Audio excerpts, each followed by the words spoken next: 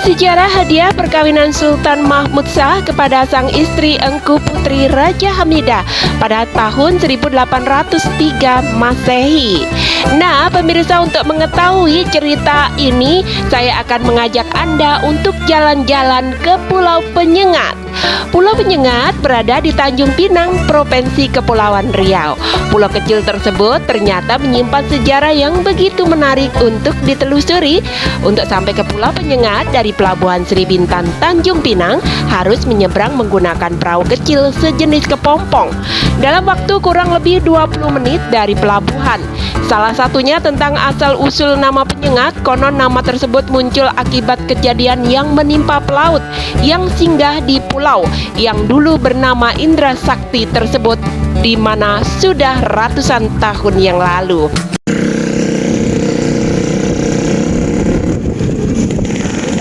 Saya akan ajak Anda untuk naik becak.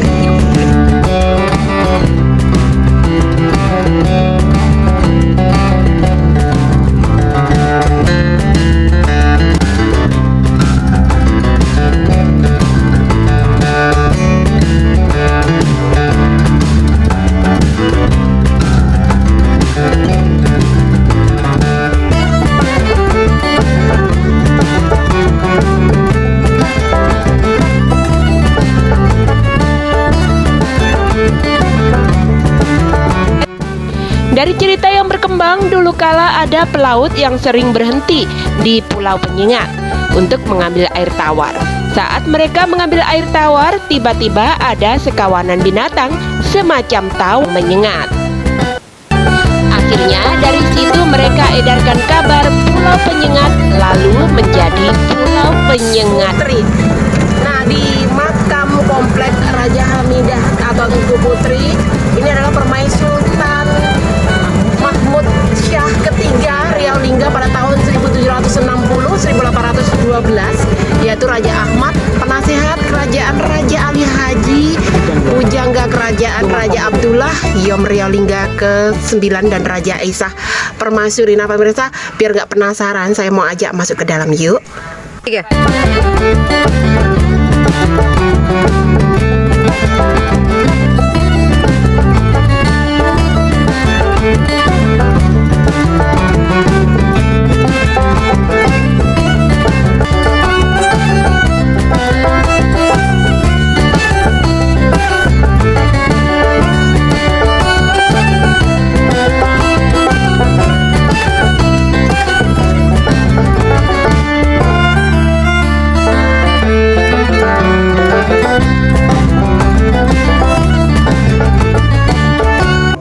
Bisa dikenalin dulu, Pak? Ya, nama saya Ades, ini adalah makam Raja Hamidah Engku Putri. Iya. Jadi beliau ini adalah istri Sultan Mahmud ya, Kak ya. Istri Sultan Mahmud. Ketika Sultan Mahmud menikah dengan Raja Hamidah, mas kawinnya Pulau Penyengat. Pulau Penyengat segede ini, Pak? Satu pulau. Nah, ini sendiri Gorengan 12 karena iya. Raja Ali Haji. Yang referensinya memang didasari dari Al-Quran dan hadis. Wah, keren sekali. Jadi ini lava. Nah, pemirsa, ini kata Bapak siapa tadi? Ades. Pak Ades, ada petuah-petuah dari nilai Gurindam ke-12. Saya akan coba nih karya-karya beliau, karya Raja Ali Haji. Dan sebelumnya saya juga minta doanya juga ya, supaya saya bisa izin dulu untuk membacakannya. Ini pemirsa, saya akan coba bacain ya. Persimpangan yang indah-indah, yaitulah ilmu yang memberi faidah. Aku hendak bertutur akan gurindam yang beratur. Luar biasa pemirsa, sangat indah sekali. Nah pemirsa, ternyata di Gurindam 12 yang memang sudah terkenal, ini tidak hanya bait-bait lantunan lafal yang sudah ditulis begitu indah seperti yang saya sampaikan, tapi ceritanya juga cukup unik dan indah untuk disimak. Saya kembali untuk bercerita ke Bapak. Yuk kita tanya lagi. Iya Pak, bisa dijelaskan kembali seperti apa? Jadi ini adalah petuah-petuah hidup karangan Raja Ali Haji, dan Raja Ali Haji adalah juga bapak bahasa Indonesia, karena jika bapak bahasa Indonesia itu diambil dari bahasa Melayu mengenal Sumpah Pemuda 1928. Baik. Saya akan coba membaca lagi ya. Nah, pemirsa, ternyata sebagai bapak bahasa Indonesia, cikal bakalnya kita berbahasa Indonesia. Nah, di sini Gurindam pasal yang ketiga saya akan coba untuk membacakan kembali. Apabila terpelihara mata, sedikitlah cita-cita. Apabila terpelihara kuping, kabar yang jatuh tindaklah camping. Apabila terpelihara lidah, niscaya dapat daripadanya faidah. Bersungguh-sungguh engkau memelihara tangan daripada segala berat dan ringan. Apabila perut terlalu penuh, keluarlah fil yang tiada senonoh. Anggota tengah, hendaklah ingat, disitulah banyak orang yang hilang semangat. Hendaklah peliharalah kaki daripada berjalan membawa rugi. Nah, pemirsa, sangat indah ya. Nah, tentunya akan lebih indah lagi kalau cerita ini kita lanjutkan. Ya, pemirsa. Nah, jadi ini beliau ini adalah permaisuri keponakan beliau. Beliau juga adalah permaisuri dari Sultan Mahmud dan dikasihlah mas kawinnya sebuah pulau penyengat. Beliau juga pemegang regalia. Regalia itu adalah pemegang alat-alat kebesaran kerajaan. Alat itu tadi digunakan setiap mau ada pelantikan, pengesahan seorang sultan itu diangkat menjadi itu harus menggunakan regalia. Itu regalia ini berbentuk cogan, daun sirih, itu ada tangkainya itu berbahan emas. Tambahan. Bang, ini kalau tadi ceritanya begitu, saya merasa kayaknya tuh seperti kayak bersama dengan beliau. Bisa digambarkan sih sebenarnya Raja Hamidah itu sosoknya seperti apa sih Bang gambarannya? Kalau sekarang ini begitu cantik gitu ya? Iya, ya. Gambarannya seperti apa sih? Kalau sebenarnya sih ya cantik ya, ibaratnya tuh daunnya cantik, lembut, banyak pemimpin lah, pemimpin jiwa, pemimpin wanita. Ada ketegasan seperti seorang pendekar-pendekar wanita seperti itu. Ada juga ada. Baik, mungkin tauladan yang diberikan Raja Hamidah itu sebagai seorang wanita yang lembut, tegas, keibuan, tapi juga sebagai seorang pejuang. Betul. Mungkin tauladan apa lagi yang mungkin digambarkan? Itu tentang ada istiadat. Ada istiadat masih dijunjung tinggi ya, berarti seperti pakaian-pakaian Melayu, pakaian, tata bahasa, tata bicara kita, ada sopan santunnya itu lagi dijaga. Baik, tapi bisa masih ada lagi nih. Nah, ini kalau tadi ngomongin masalah Gurindam, ada berapa Gurindam? 12 pasal ya. Ada 12 pasal, seperti Gurindam 12 ya? Iya, ini 12. Iya. 12 tahun meninggal. Satu anak laki-laki perempuan? Nah, itu laki-laki. Laki-laki. Jadi saudara kerabatnya ada berapa saudara? Beliau ini di sini ada 4 saudara. Abang beliau namanya Raja Ja'far. Raja Ja'far. Yang itu Raja Ahmad pada Raja kerajaan. Ada lagi nanti ada Raja Idris. Raja Idris. Itu termasuk Raja Hamidah ada 4 saudara di sini. Raja Hamidah 4 bersaudara. Bang, ini kalau melihat silsilah kerajaan ini kan sangat dijaga ya, ekosistemnya juga dijaga dengan keluhuran ininya. Kira-kira turis-turis yang ada di sini itu dari mana saja? Kebanyakan sih yang lokal seperti daerah TB, seperti Kota Batam, Minang. Cuman dari luar juga ada dari Malaysia, Singapura. Cuman sudah kurang lebih 2 tahun ini dari Malaysia, Singapura pasca pandemi mereka tidak bisa kesini. Hadir. Jadi di sini cukup yang terkenal ya, karena pulau ini kan dulu pusat pemerintahan kerajaan, termasuk kerajaan Johor, Pahang, Selangor, termasuk Singapura mereka di bawah kerajaan kita. Makanya orang Malaysia dan Singapura mereka sering datang kemari ya. Cuman itu lantaran pandemi sudah 2 tahun ini mereka tidak bisa. Tapi masih ada ya yang datang. Alhamdulillah masih apalagi di pulau ini kan terkenal dengan wisata religi, wisata sejarah. Baik, Bang, saya juga mau tanya sedikit lagi nih Bang. Makam-makam ini ada berapa banyak? Kalau ini kurang lebih di dalam sama di luar makam kerabat satu komplek ini kurang lebih 300 lah. 300 kurang lebihnya. Itu satu keluarga ya, termasuk termasuk kerabat-kerabat sahabat-sahabat orang terdekat. Teman-teman terdekat.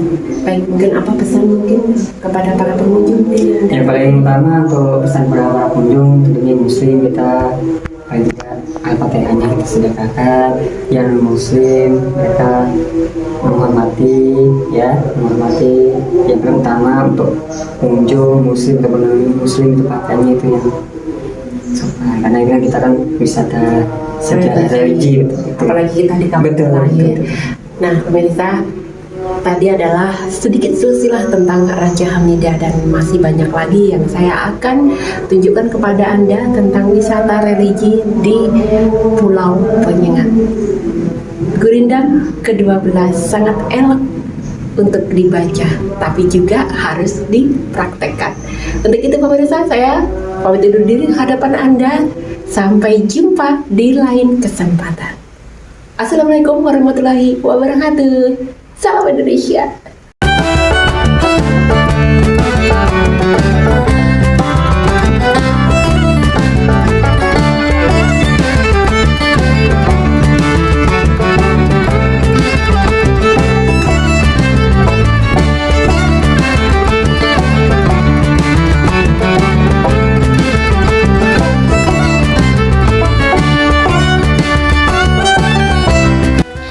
Akhirnya dari situ mereka edarkan kabar Pulau Penyengat lalu menjadi Pulau Penyengat. Nggak kebayang ya seandainya tersengat beneran. Nah, kita lanjut pemirsa. Pulau hadiah perkawinan, namun cerita sejarah Pulau Penyengat tak hanya sampai di sana saja. Pulau ini juga dikenal sebagai Pulau hadiah perkawinan dari Sultan Mahmud Syah kepada sang istri Engkur Putri Raja Hamidah pada tahun 1803. Di saat itu pula lah Kesultanan Riau Lingga Johor Pahang yang dipimpin Sultan memutuskan untuk memindahkan pusat pemerintahan ke Pulau Penyengat. Hingga kini istana kantor masih berdiri cukup kokoh walau sudah tidak bisa dimasuki oleh pengunjung umum. Hal itu dilakukan dengan menempatkan seorang raja yang bergelar yang di Pertuan Muda atau semacam Perdana Menteri untuk memerintah dari Pulau Penyengat. Sementara yang di Pertuan Besar atau Sultan tetap berkedudukan di Dai Lingga. Sejak itu Pulau Penyengat menjadi semakin ramai dengan mulai berkembangnya berbagai macam adat dan kebudayaan Melayu serta agama Islam. Namun sebelumnya ayah dari Engku Putri Raja Hamidah yakni Raja Haji Fisabilillah telah menjadikan pulau ini sebagai pusat pertahanan pasukannya saat berperang melawan Belanda. Di pulau yang ternyata sangat strategis ini, Raja Haji Fisabilillah mendirikan pertahanan yang bekasnya masih tersisa hingga kini. Benteng Bukit Kursi ini peninggalan perang Raja Haji Fisabilillah. Mereka membangun benteng yang unik, yaitu turun ke bawah. Dengan beragam strategi, pasukan Raja Haji Fisabilillah bisa memenangkan pertarungan melawan Belanda. Di benteng Bukit Kursi ini selain bentuk benteng yang masih utuh memanjang dengan susunan batuan yang unik, juga ada beberapa meriam yang tersisa. Perjuangan Raja Haji Fisabilillah pun berakhir kala dirinya tewas di Teluk Ketapang, Malaysia pada tahun 1784. Pulau Penyengat memiliki peran penting dalam jatuh bangunnya Kesultanan Riau Lingga Johor Pahang, terutama pada awal perebutan tahta Kesultanan Johor kala raja kecil melawan saudaranya Tengku Sulaiman.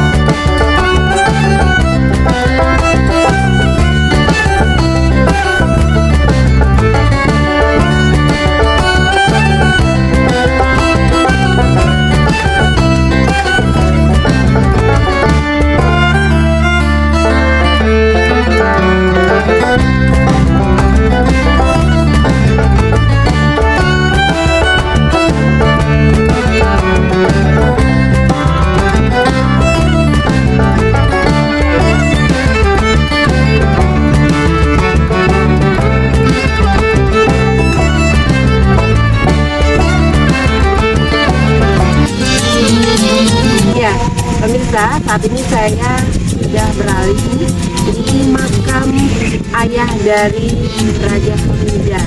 Nah, saya mau nanya-nanya nih sama Pak Supir ya, sejarah daripada ayah. Pengetahuan Bapak nih, apa namanya ini Raja Haji Fisabilillah itu apa namanya ini? Raja Haji Fisabilillah ini salah satu ayah beliau.